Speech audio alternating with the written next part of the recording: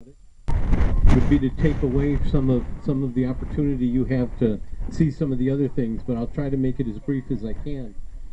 Um, as the settlers crossed the Great Plains, they got to see some of what we contended with all our lives. But behind everything that we do, we try to bring honor, and there's ceremony behind it. The settlers they encountered these seas of tall grasses. And when I say tall grass, I'm talking grass that rises from 6 to 10 feet tall. And for those of you who have gone running blindly into a cornfield and spun around and had trouble finding your way out, imagine a similar scenario, only with tall grass. The early settlers had to tether their livestock and themselves to the wagons as they walked out west, because nobody rode unless you were that sick, because you needed to spare the horses or the livestock that was pulling the wagons. So they would tether themselves off. Many a settler, many a livestock was lost across the Great Plains because of these grasses. Our people, who had designed the first mobile home that stands off to my right, that's the first version of a mobile home. It's erected in a couple of hours and it's torn down in a couple of hours. The hides that used to be that we used to use for that would be taken and folded up, and 2 of those poles would be laid down, and we would wrap them, fold the hides over it, and drag it along behind us. Prior to the horse being brought here, we dragged them out ourselves. Once the horse showed up, it became a mobile home. I don't know. That's somebody over there. Anyway, that's a very brief story. Later on in the day, if we have a little more time, I'll get more in depth in that, because I know a whole lot more in accordance with it. But our people would come out, and our warriors would be the first to set foot in an area that we would call our encampment, where we were going to build a small village during hunt season, as we followed the buffalo across the plains, or whatever other food that we might have been following.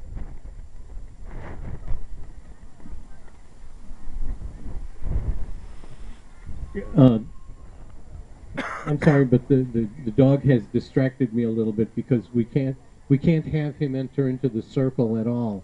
So you just make sure that our 4-legged stay out, okay? Thank you.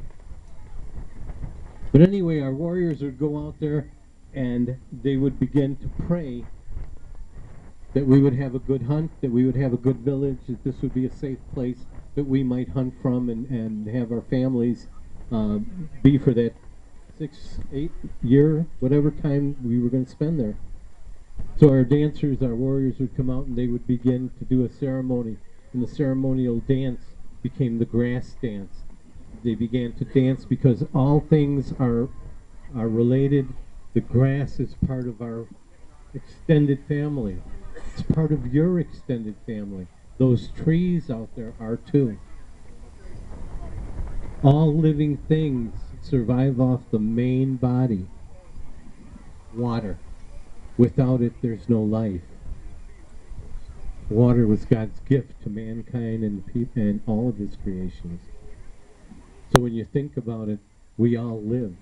We all have a form of life.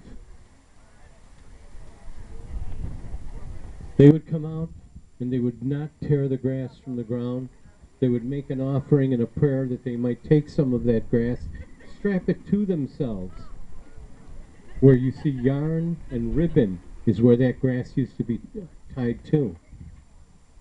Reasoning, what else lives in those tall grasses? Snakes, vermin. It would be a lot better off that snake strike at some of that grass that's coming out at him than to actually hit me. And that's where this came into being, and where the dance is the way it is. Because they would take and they would press the grass down as they stepped proper dancing so that they wouldn't kill the grass. The grass would come back up. But they would press it down long enough to set the village in place and begin to take that next period of life on into themselves. Ladies and gentlemen, that's a brief story of the grass dance. Coming up next, let's have Fancy Shawl. Let's go with Fancy Shawl. You know what fancy shawl is? All Fancy Shawl dancers, dance circle please.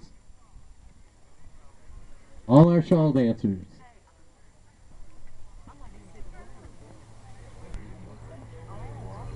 This is an exhibition set. Later on in the day, when we come back out to do another traditional set, I'll have taken a blanket and placed it out there. Because as you noticed, a lot of our dancers are our children. And it would seem only fair that we might place a blanket out there that someone may like what we've done with our regalia, like the time that they've spent learning the dance appropriately and continuing on with it. So we kind of encourage that. And today, a small gift would be an honorarium that you might find and say, you know, I really like this. I think these kids are really great. Beautiful regalia, wonderful dance. Take a small token of your esteem and put it on that blanket. That'll be later. Right now, it's an exhibition dance so that you can take, watch, view, learn, and then during intertribal, come on out and try it yourself.